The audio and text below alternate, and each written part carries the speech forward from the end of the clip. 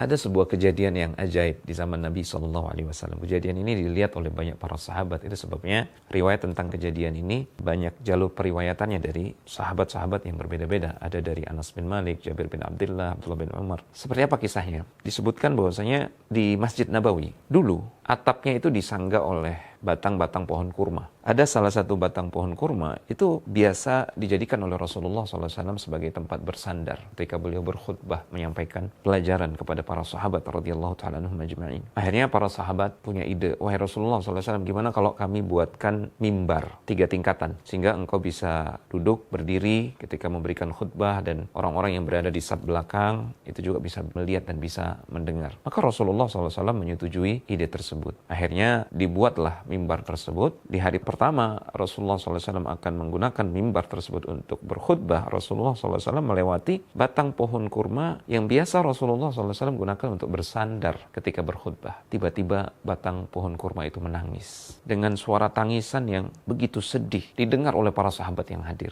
Haninul Jaza. Riwayat tentang ini di kalangan para ulama dikenal dengan hadis Haninul Jaza, tangisan batang pohon kurma. Dia bersedih karena Rasulullah SAW tidak lagi bersandar kepada dia ketika memberikan khutbah. Bahkan dalam riwayat Sahih Al-Bukhari dari Jabir bin Abdullah disebutkan suara tangisan batang pohon kurma ini begitu besar sekali, seakan-akan suara teriakan tangisan. Sampai-sampai Jabir bin Abdullah mengupamakan itu seperti suara unta yang hamil 10 bulan yang menangis ya karena sakit, karena sedih. Seperti itu. Sami'na sautan ka sautil isyar. Kami mendengar suara tangisan atau teriakan tangisan yang keluar dari batang pohon kurma itu seperti suara unta betina yang hamil besar 10 bulan yang kesakitan kemudian bersedih. Apa yang dilakukan oleh Rasulullah SAW? Beliau kemudian menghampiri batang pohon kurma tersebut, kemudian beliau meletakkan tangan beliau seakan menenangkan batang pohon kurma tersebut dan sampai suaranya tidak terdengar lagi, sampai dia tenang. Dalam riwayat Ibnu Majah dan yang lainnya dari Anas bin Malik disebutkan bahwasanya Rasulullah memeluk batang pohon kurma tersebut sampai dia berhenti menangis. Kemudian Rasulullah SAW bersabda, "Laulam ahtadhinhu lahanna ila yaumil qiyamah." Andai kata aku tidak memeluk batang pohon kurma ini, menenangkan dia, dia akan menangis sampai hari kiamat.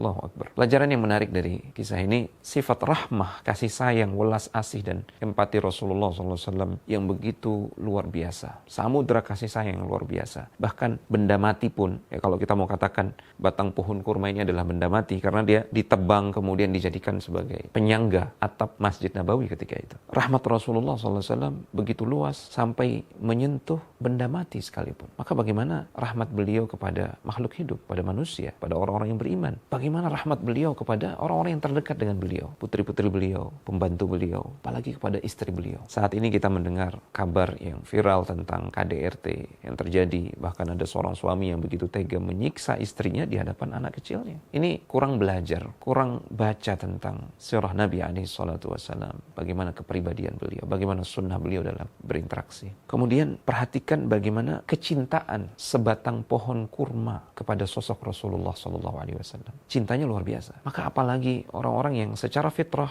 memang memiliki perasaan dan akal. Tentu mereka yang benar-benar mengenal secara dekat pribadi Rasulullah SAW. Tentu kecintaannya tidak kita bisa bayangkan betapa besar kecintaan tersebut kepada sosok Rasulullah SAW. Jika sebatang pohon saja begitu bersedih karena saking cintanya kepada Rasulullah SAW, maka apalagi manusia, makhluk hidup. Maka untuk mendapatkan kecintaan kepada Rasulullah SAW, kita perlu mengenal beliau. Kita perlu meneladani sunnah beliau alaihi salatu wassalam. Semoga menjadi ibrah bagi kita semua. Barakallahu fikum.